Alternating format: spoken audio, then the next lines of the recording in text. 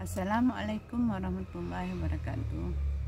Hai teman-teman semua, hari ini saya ingin membahas tentang komunikasi. Jadi penting nggak komunikasi dalam keluarga? Tentu saja sangat penting ya. Jadi bagaimana kita cara berkomunikasi dengan anak di dalam keluarga? Nah, komunikasi yang bersifat dialogis sangat membantu perkembangan anak. Berarti di sini yang dibutuhkan adalah komunikasi yang berbentuk dialog.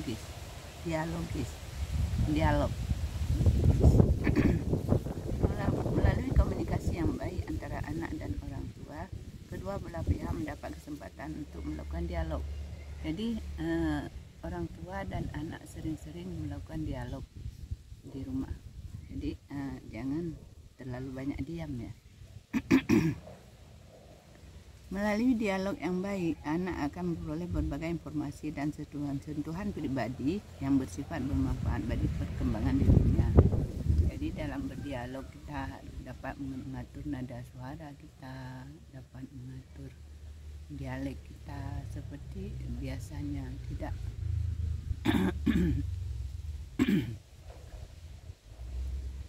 nada-nada yang tidak menyenangkan. Jadi dialog yang baik kita lakukan kepada anak kita. Apalagi anak masih kecil ya.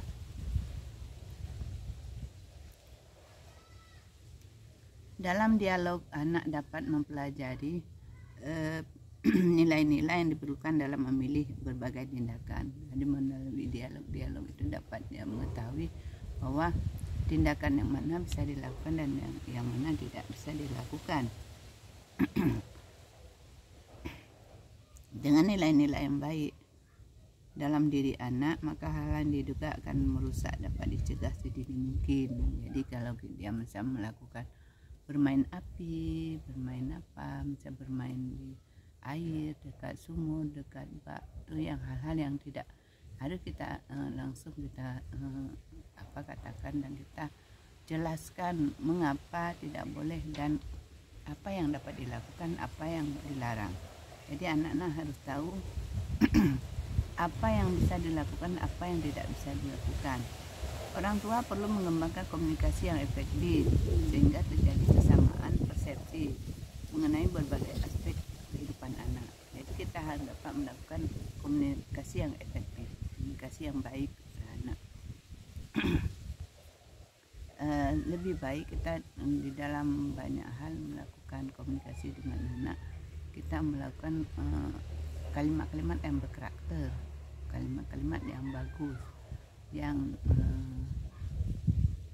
enak didengar, enak dirasakan. Jadi tidak ada sindiran-sindiran kecil, sindiran-sindiran. Jangan membiasakan kita melakukan komunikasi yang menyentuh ketidaknyamanan.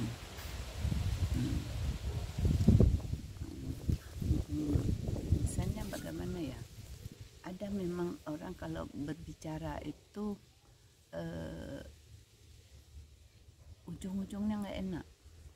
Makanya dalam berkomunikasi terhadap anak yang masih usia dini itu harus baik, harus jelas. Adik tidak boleh bermain air terlalu lama, nanti masuk angin, sakit perut. Kalau bermain sabun di lantai yang seperti ini licin, nanti adik bisa jatuh. Ketika berjalan ada sabun, nanti bisa jatuh. Jadi bermain sabun tidak boleh sembarangan, harus hati-hati. Jadi kita menyampaikan yang sebenarnya, realita yang terjadi apa, tidak usah diada-adakan. Komunikasi yang efektif adalah komunikasi yang sedemikian rupa terjadi di mana pesan yang disampaikan oleh pemberi dapat diterima secara tepat oleh penerima pesan. Jadi pesan yang kita sampaikan kepada anak, dia dapat menerima pesan tersebut. Jadi orang yang menyampaikan dan menerima itu sesuai. Jadi ketika anak mau makan, kakak mau makan, cuci tangan dulu pakai sabun, menggunakan air yang mengalir. Jadi kita kasih keran, tahu, nah ini tunjukkan nih di sini tidak. Dan ini sabunnya, gunakanlah sabun cair supaya tidak kalau sabun batang itu dapat anak-anak itu dapat dia menggunakan sabun untuk gosok-gosok dan bekas orang lain tuh yang digunakan akan ada kuman nanti yang lengket pada tangan dia. Sebaiknya kita gunakan sabun cair, begitu cair dimasukkan di tangan, digosok-gosok dan dicuci bersih dan tidak ada efek lainnya.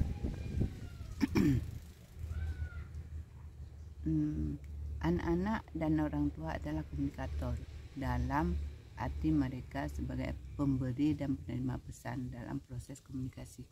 Jadi sebagai komunikator, kita harus dapat melakukan memberi pesan dan kita harus tahu yang menerima pesan bagaimana.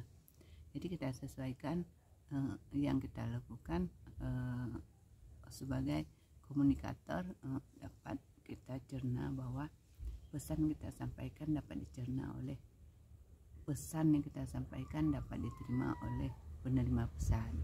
Nah, jadi kan sebagai anak kecil, anak masih kecil, kita tidak mengatakan bahasa-bahasa yang tinggi, bahasa-bahasa yang belum dipahami oleh anak.